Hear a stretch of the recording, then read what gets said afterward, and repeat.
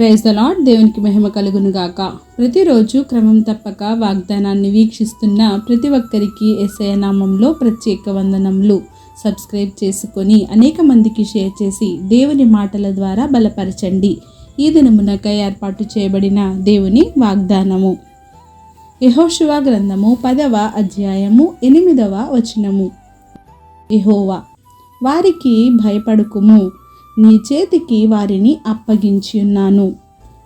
Lord said, fear them not, for I have delivered them into దైన్ hand.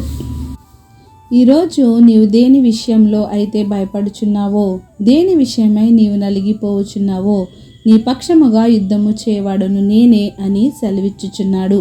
యెహోషువకు వాగ్దానం చేసినవాడు, మనకును వాగ్దానం చేసినవాడు నమ్మదగినవాడు. యుద్ధములో శత్రువులను జయించుటకు శక్తిని ఇచ్చినవాడు. నీవు కూడా ఈరోజు యుద్ధ రంగంలో ఉండి జయము కొరకు పోరాడుచున్నావా?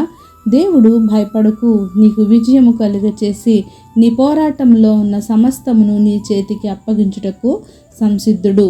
యెహోషువ ప్రార్థించినప్పుడు సూర్యచంద్రులనే నిలిపివేసినవాడు మన గొప్ప దేవుడు. యెహోషువ ప్రార్థించగా ప్రార్థన ద్వారా సూర్యుడిని గిబియోనులో నిలిపేశాడు, చంద్రుణ్ణి అయ్యాలోని లోయలో నిలువమని ఆపివేశాడు. దేవుడు ప్రకృతినే శాసించినవాడు, ఆయన గొప్పవాడు. యుద్ధము జరిగినంతసేపు ప్రకృతిని నిలిపివేశాడు. ప్రార్థనలో అంత శక్తి ఉంది. యుద్ధంలో జయమును అనుగ్రహించి శత్రువులను యెహోషువ చేతికి అప్పగించాడు.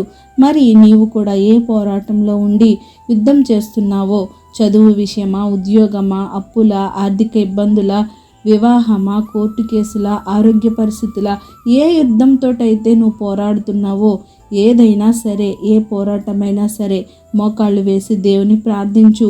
తప్పక నీకు సహాయంను అనుగ్రహిస్తాడు. భయపడక ధైర్యముగా సాగిపో. నీ సమస్య అనేది చాలా చిన్నది. దానిని చూసి నీవు భయపడకు, బెదిరిపోకు. దేవుని నమ్మిన వారు ఎన్నడూనూ సిగ్గుపడలేదు. తల ఎత్తుకుని వారిలా ఉంచువాడు మన దేవుడు. నిన్ను తలదించుకుని వానిలా ఎన్నడూనూ ఉంచడు. కనుక నీ ముందర ఎంతటి పెద్ద సమస్య ఉన్నా నీ దేవునికి అది సాధ్యమే. విశ్వాసముంచు, దేవుణ్ణి ఆశ్రయించు. మన దేవుడు యుద్ధంలో జయమును అనుగ్రహించి నీ సమస్యను నీ చేతికి అప్పగించునుగాక. భయపడకు. ఆమేన్. చిన్ని ప్రార్థన. సకల ఆశీర్వాదాలకు కారణభూతుడైన మా ప్రియ పరలోకపు తండ్రి, మీరు ఇచ్చిన వాగ్దానములకే వందనాలు దేవా. ఎవరైతే ఈ వాక్యాన్ని విన్నారో, వినిన వాక్యాన్ని వారి హృదయగదిలో భద్రపరుచుకొని వాక్యానుసారంగా జీవించే బ్రతుకుని అందరికీ దయచేయండి దేవా. అవును ప్రభువా, మేము భయపడక మిమ్మల్ని ఆశ్రయించి మీకు ప్రార్థించే వారిగా ఉంచండి దేవా. అనేక మంది అనేక సమస్యలతో బాధపడుచున్నారయ్యా. ప్రతి ఒక్కరి సమస్యను మీరు తీర్చండి. వారి చేతికి వారి సమస్యను అప్పగించండి తండ్రి.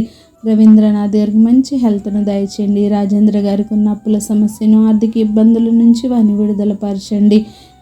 వెంకటేశ్వరం గారికి ఉన్న ఫ్యామిలీ ప్రాబ్లమ్స్ నుంచి ఆ బిడ్డని విడుదల పరచండి నాయన. జగదీష్ గారికి ఉన్న ప్రతి ఒక్క ప్రాబ్లం నుంచి, ఆయనకున్న ప్రతి సమస్య నుంచి విడుదల పరచండి. చక్రవర్తి గారికి ఉన్న అప్పుల విషయంలో సహాయం చేయండి. సారూప గారి 2 కుమారులు బట్టి నీకు వందనాలు నాయన. ఆ బిడ్డ కోరిన విట్టుగా నాయన వారి బిడ్డల్ని ఒక ఉన్నత స్థానంలో ఉంచండి నాయన. ఇంకా ఏ బిడ్డలైతే ఏ సమస్యలతో ఉండి ప్రార్థన అవసరత కోరారో ప్రతి ఒక్కరి సమస్యను మీ కృపగల హస్తాలకు అప్పగిస్తున్నాను నాయన.